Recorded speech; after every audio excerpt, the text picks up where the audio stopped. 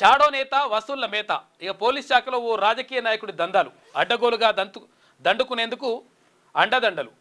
కీలక పోస్టింగ్ల కోసం అతడి చుట్టూ అధికారుల ప్రదక్షిణలు. ఇక పోస్టింగ్ కావాలంటే ఎస్ఐ పోస్టింగ్ కావాలి, ఏడ కావాలి, ఈడ కావాలంటే వాడ కావాలంటే మరి ఇంత ముట్టే చెప్పాలి.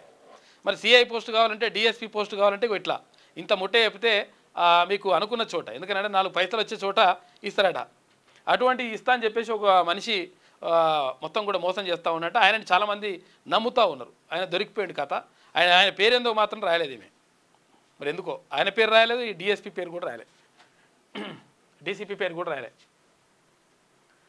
పోలీస్ శాఖలో ఓ రాజకీయ నాయకుడి దందాలు అడ్డగోలుగా దండుకునేందుకు అండదండలు.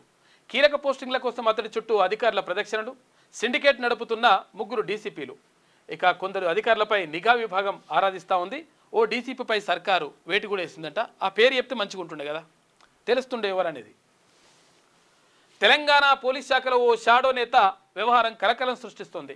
ప్రభుత్వంలో తనకు పలుకుబడి ఉందని ప్రచారం చేసుకుంటున్న అతడికి ప్రసన్నం చేసుకుంటే చాలు, అయితే ఫోకల్ పోస్టింగ్ దక్కుతుందనే భ్రమలో పలువురు అంటగాగుతుండడం శాఖలో చర్చనీయాంశంగా మారింది.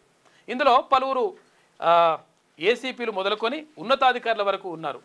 అయితే పలువురు డీసీపీలు అతడితో కలిసి దందాల్లో మునిగి తేలుతున్నారనే ఆరోపణలు కూడా ఉన్నాయి. డీసీపీలు అంటే ఇప్పుడు సిటీ ప్రాంతంలో ఉంటే డీసీపీలు అంటారు, జిల్లాల్లో ఉంటే వీళ్ళు ఎస్పీ క్యాడర్, ఇది జిల్లా ఎస్పీ అంటాం కదా, ఆ క్యాడరు వాళ్ళల్లో కూడా ఇట్లా ఉన్నారంట కొంతమంది.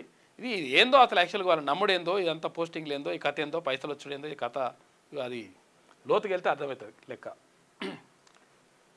ప్రభుత్వ రంగానికి చెందిన ఓ సొసైటీ అధ్యక్షుడి హోదాలో ఉన్న షాడో నేతతో అంటగాగుతున్న కొందరు పోలీస్ అధికారుల గురించి నిఘా వర్గాలు ఆరాధిస్తున్నట్టు తెలిసింది. ఈ జాబితాలో కొందరు ఐపీఎస్ అధికారులు ఉండడం విస్తుగొల్పుతోంది. చూసుకోయిగా ఇలా ఐపీఎస్ ఆఫీసర్లు కూడా ఉన్నారంట. మరి ఏందో కథగా ఆ డీసీపీల త్రయం అంటే 3 తీరుతో కలకలం. ఏ కీలక కమిషనరేట్ల పరిధిలో ఇదంతా కూడా జరుగుతూ ఉందంట. ఓ డీసీపీ భూ వివాదాల్లో తలదూర్చుతూ అక్రమార్జనకు పాల్పడుతున్నాడు. తన జోన్ పరిధిలోని భూ వివాదాలను సెటిల్ చేసే బాధ్యతను అతడి కుటుంబ సభ్యులు పర్యవేక్షిస్తున్నారు. తన సెటిల్మెంట్ వ్యవహారాలను బహిర్గతం చేస్తున్నారంటూ తన కార్యాలయంలోని సిబ్బందిని మార్చేయడం చర్చనీయాంశంగా మారిందని చెప్పేసి అంటున్నారు. ఇది ఎట్లా అంటే ఇప్పుడు ఏంది, ఇక్కడ జూబ్లీ హిల్స్ దగ్గర ఉంటుంది. ఈ జూబ్లీ హిల్స్ దగ్గర ఒక ఆయన ఎవరు సిఐ ఉంటాడు, ఎవరు ఎక్సైజ్ సిఐ. ఆ ఎక్సైజ్ సిఐ ఏముంటాడంటే ఇక మొత్తం కూడా కింద అధికారులు ఎవరైనా ఉంటారుగా, ఎస్ఐలు, తర్వాత ఈ కానిస్టేబుల్ వీళ్ళు ఉంటారు కదా ఎక్సైజ్ శాఖలో, వాళ్ళను ఇష్టం వచ్చినట్టుగా ఆడుకుంటా ఉన్నట. ఆయన భార్య ఎవరు, ఏది ఆంధ్రాలో ఉంటే అది అసలు యాక్చువల్గా ఆమె ఇక్కడ అనమాట, ఏది హైదరాబాద్. అయితే ఆమెకు సాఫ్ట్వేర్ ఉద్యోగం.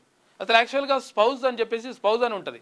ఈ స్పౌజ్ అంటే ఏంటంటే భార్యాభర్తలు ఇద్దరు కూడా ప్రభుత్వ ఉద్యోగులు అయితే ఒకే చోట ఉండాలనేటువంటి ఒక నిబంధన ఉన్నది.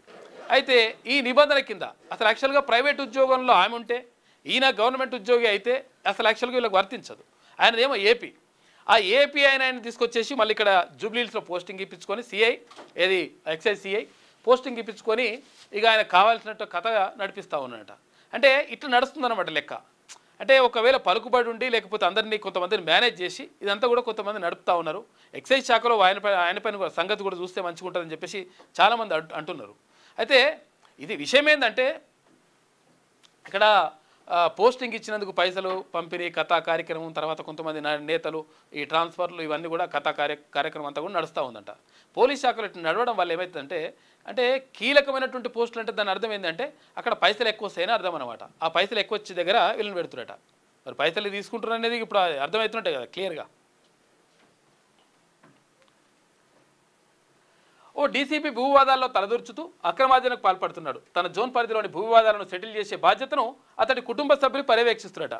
తన సెటిల్మెంట్ల వ్యవహారాలను బహిర్గతం చేస్తున్నారంటూ తన కార్యాలయంలోని సిబ్బందిని మార్చేయడం చర్చనీయాంశమైంది. ఇక ఇంకో డీసీపీ సైతం భూ వివాదాలే లక్ష్యంగా చేసుకొని దందాలు సాగిస్తున్నాడు. కొన్ని రోజుల క్రితం తన భూమి పొసెషన్ కోసం సహకరించాలని ఓ వ్యక్తి కోరగా ఎకరాకు 50,000 రూపాయల చొప్పున ఇవ్వాలని డిమాండ్ చేసినట. దీంతో అతడు కిమ్మనకుండా వెనుక తిరిగిపోయిందంట. పైసలు వసూలు చేయాలి, కథం చేయాలి, లేకపోతే కథ ఆగమాగం అవుతుందని చెప్పి చెప్తున్నట. ఈ భూ వివాదాలు అసలు యాక్చువల్గా విషయం ఏంటంటే ఈ సివిల్ వివాదాల్లో అసలు యాక్చువల్గా పోలీసులు జోక్యం చేసుకోకూడదు అనేటువంటి ఒక నిబంధన ఉన్నది. అయినా కానీ కొంతమంది ఇష్టం వచ్చినట్టుగా చేస్తున్నటువంటి ఆరోపణ కాదు. ఇప్పుడు ఆధారాలు కూడా చెప్తుంది కానీ పేర్లు చెప్తలే.